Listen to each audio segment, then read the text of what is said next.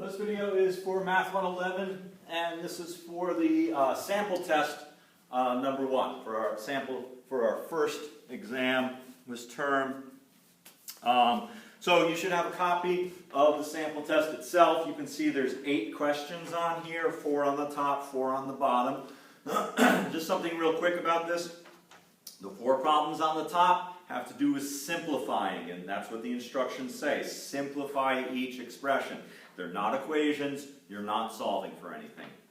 On the bottom, these 4 problems are equations. You want to solve for the variable. The instructions say solve for the indicated variable. You will have numerical solutions to these. Okay? So that's just a distinction about the difference between expressions, which get simplified, and equations, which get solved.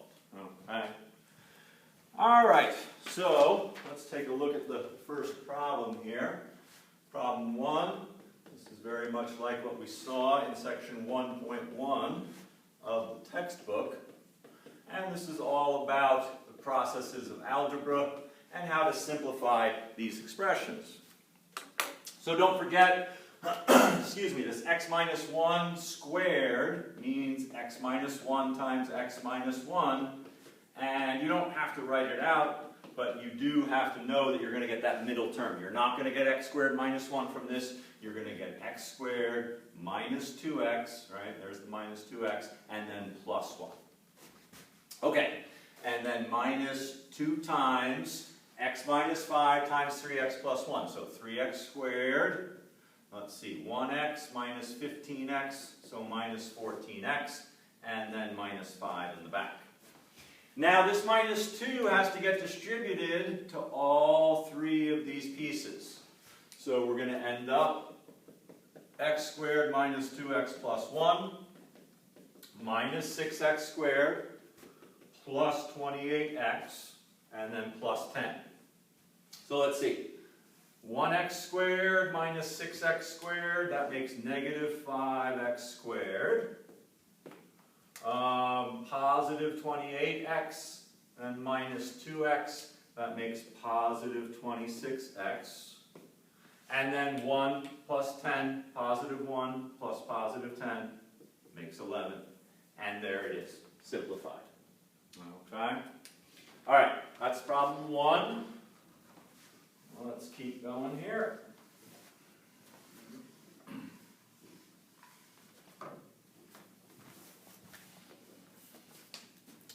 Problem 2 is one of these multiplying rational expressions or multiplying algebraic fractions. So 3x squared minus 5x minus 8, and then x squared plus 5x plus 6 times 3x squared plus 14x plus 16 over 64 minus 9x squared. Okay, so we talked about this when we were going over this section in the textbook. Okay, remember I consider this and this to be a lot easier to factor than the 2 that are on the top. Okay, this one I think is easier because it has a 1 here. So all we need is factors of 6 that add up to 5, and that's going to be x plus 2 times x plus 3. Again, this one, it's a difference of squares. You've only got 2 terms with the minus in between them, and both these coefficients are perfect squares. So this is a difference of 2 perfect squares, and it'll be 8 plus 3x times 8 minus 3x. Okay? I think those are the easier ones to factor. These ones up here are a little bit tricky. Let's see what we can do. 3x times 1x. Now with the 16, you can have 1 times 16, 2 times 8, or 4 times 4. And we need these 2 multiplications to add up to be 14. So let's try the 4 and 4. There's 12 and 4 makes 16. No good. And we don't have to switch them because they're the same thing. What about the 2 and the 8? Put the 2 here, the 8 here. 24 and 2 makes 26. Not what we want. But what if we flip them, put the 8 here and the 2 here, now we get 6 and 8 makes 14. That's what we want. plus and plus will give us the positive 14 in the middle. And notice how these two are going to cancel each other out. Over here, something similar, 3x and 1x. If I do 2 and 4, right, I need a difference of 5 in the middle. 12 minus 2 is 10. 6 minus 4 is 2. Neither one of those work, so it's got to be 8 times 1. I'll put the 1 here first and the 8 here, because if I put the 8 here, we would end up with 24, and that's just too big. But here, 8 minus 3 will give us the 5. That's what we want. If we want a negative 5, that means the 8 has to be negative, the 3 has to be positive. Okay, so everything's factored. Now let's look for common factors. I talked about these two being the same. They just cancel each other out. Same thing with the x plus 2's. And then these two cancel, but they don't make 1, they make negative 1. And whether you put it down here, put it up here, it doesn't matter, but only put it into one place. All right, x plus 1 on the top, negative x plus 3 on the bottom. You could write it as negative 1 times x plus 3. Either way, that's what we come out with. Okay? All right, so there's problem 2.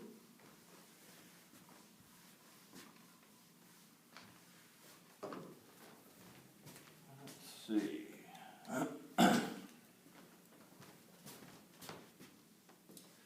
Problem 3, x minus 3 over 2x minus 3 minus x over x plus 1. Okay, so we need to make a common denominator for these two and then subtract. These are both not factorable. That means they're prime, and our common denominator is going to end up being 2x minus 3 times x plus 1. So this one gets multiplied by x plus 1 over x plus 1. This one gets multiplied by 2x minus 3 over 2x minus 3. So on top, we get x plus 1 times x minus 3 minus x times 2x minus 3.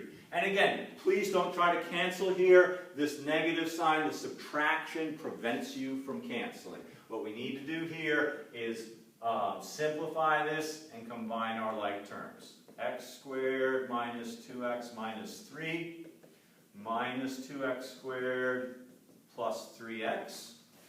Right, minus 2x squared plus 3x. And then on the bottom, 2x minus 3 times x plus 1. So, x squared minus 2x squared, negative x squared.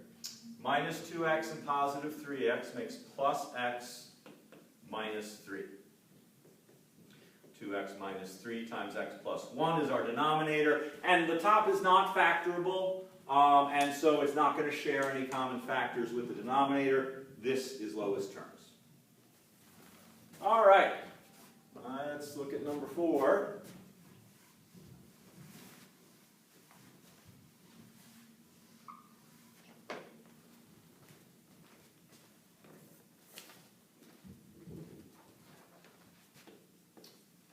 Okay, so number 4, 2 minus x over x plus 1 over 1 minus 3 over x plus 5.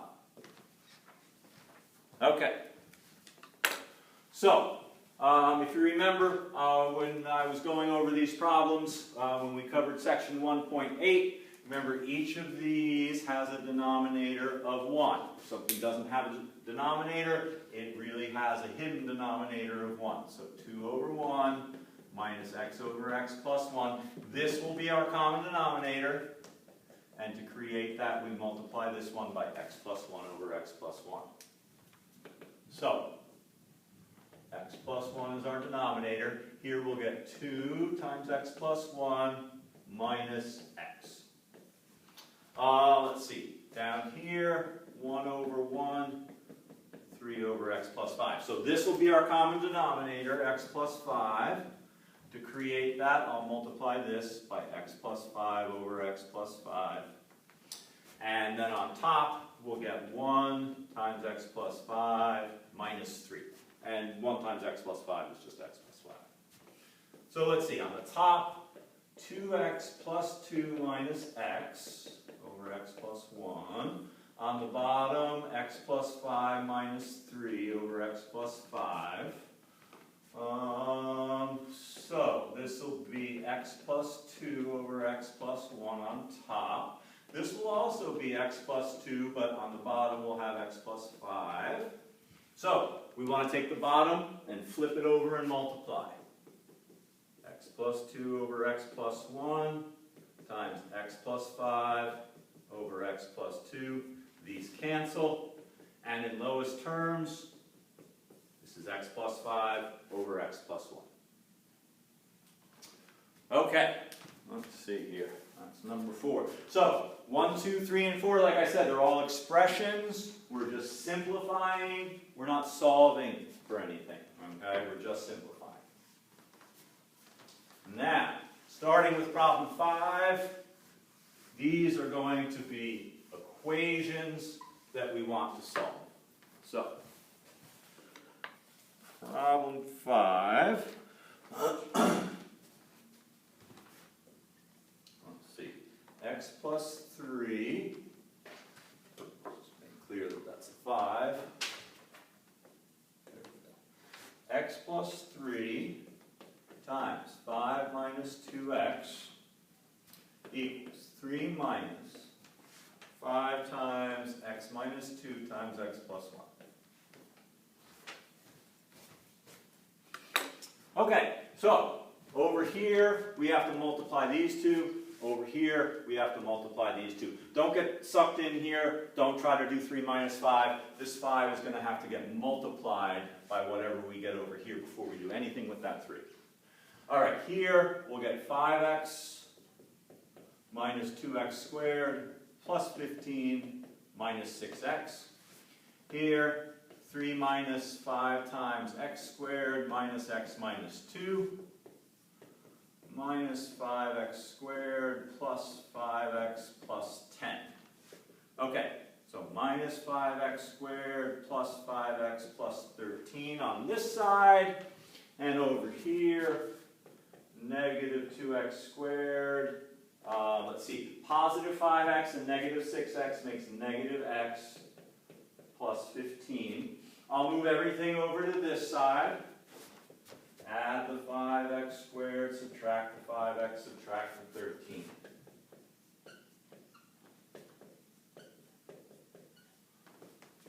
All right, so what do we get? 3x squared minus 6x plus 2. Okay, so let's run this through our quadratic formula program on the calculator and see what we get. 3 is A, negative 6 is B, positive 2 is C, and we get x is going to be approximately 1.577 or 0.423. Okay, so there's our first equation, and came out into a quadratic equation that we solved, got 2 solutions. All right, let's look at problem 6.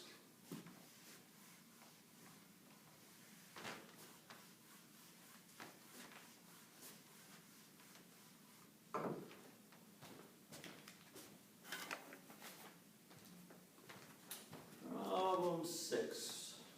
So, this is one of those fraction equal to a fraction problems.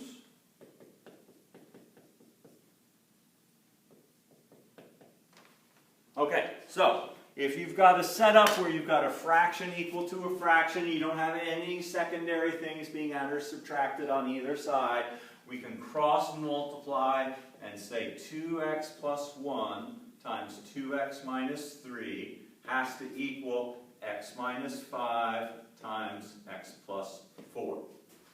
Okay, there's the first step, cross multiply. Now let's do the multiplication. 4x squared, let's see, minus 6x and plus 2x, so that's minus 4x minus 3. And here, x squared minus x minus 20. So let's move everything over to this side. Minus x squared plus x plus 20. These all cancel, make 0.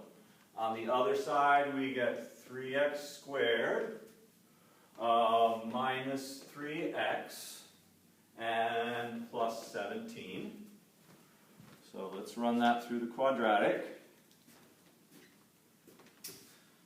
3 minus 3, 17. And we get complex valued answers, positive 0.5 plus or minus 2.327i. Okay, that's problem 6. Got 2 more to go. Problem 7 and 8 come from section 1.9, that last section in the textbook, as actually this one did as well. So let's see, problem 7. What do we have here? We've got 2 over x minus 7 plus 5 over x plus 1 equals 12.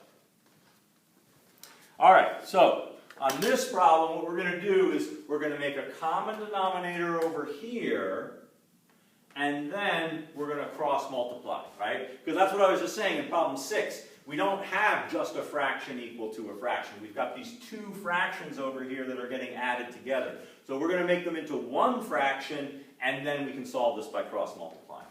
All right, so to make this into one fraction, we're going to have a common denominator of x minus 7 times x plus 1. So this one needs to get multiplied by x plus 1 over x plus 1. This one gets multiplied by x minus 7 over x minus 7.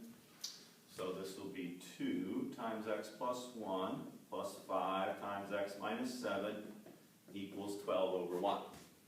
So now we'll simplify this setup right here. 2x plus 2 plus 5x minus 35.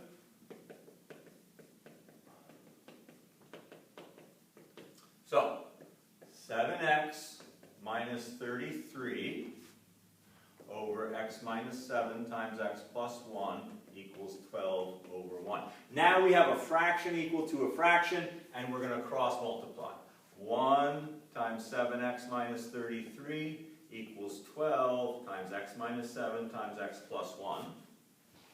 So 7x minus 33, 12 times x squared minus 6x minus 7. Right, that's what happens when we multiply these two together. X squared minus 6x minus 7. All right, now we distribute the 12. And let's bring everything over to this side. Minus 7x plus 33. These cancel and give us 0.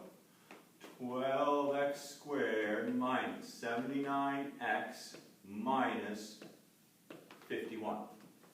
Okay, let's run this through the quadratic and see what we get. Minus 79 minus 51. So, x could be positive 7.176 or negative 0.592. Okay, so there's problem 7. We've got one more. Let's get this erased, and then we'll talk about problem 8.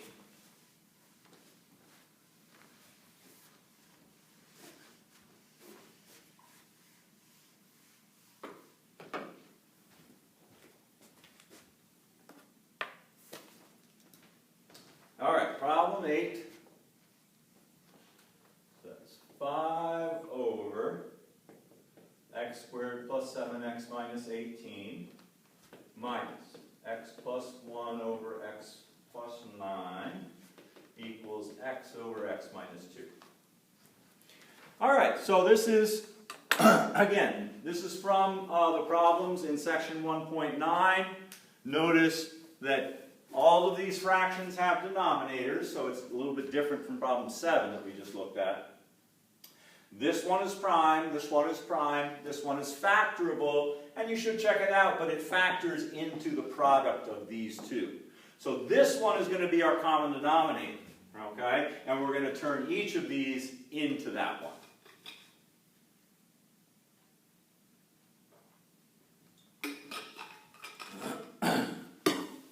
Okay.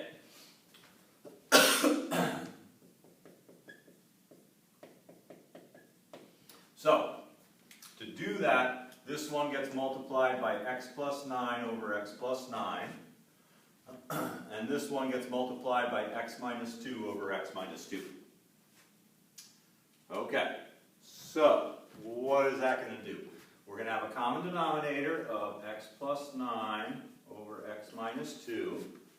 On top, that stays a 5, minus x plus 1 times x minus 2.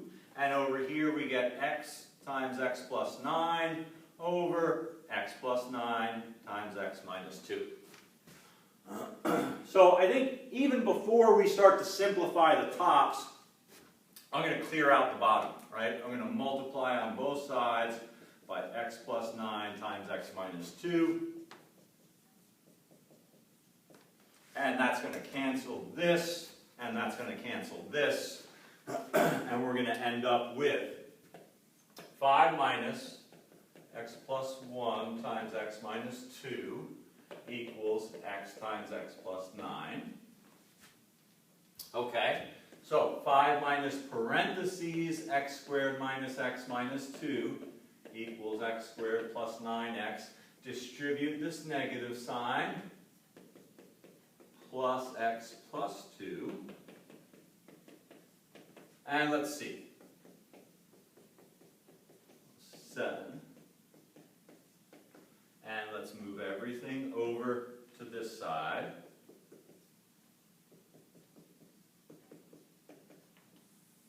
Okay, so those all cancel out, leave us with 0. Here we'll get 2x squared plus 8x minus 7.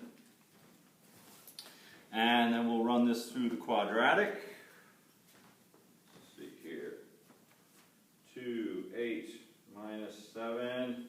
So, x could be 0.739 or negative 4.739. And there we go. There's problem 8. Okay, so that's it for the sample test. The actual test will be very much like this. You'll have 8 problems. There'll be 4 simplifying problems, 4 solve the equation problems. The problems themselves will be very much like the problems that I just showed you, but they'll be slightly different problems. Okay? You'll have an opportunity in class to ask any questions you want about solving these problems. And so if you have questions, please let me know. Thanks a lot.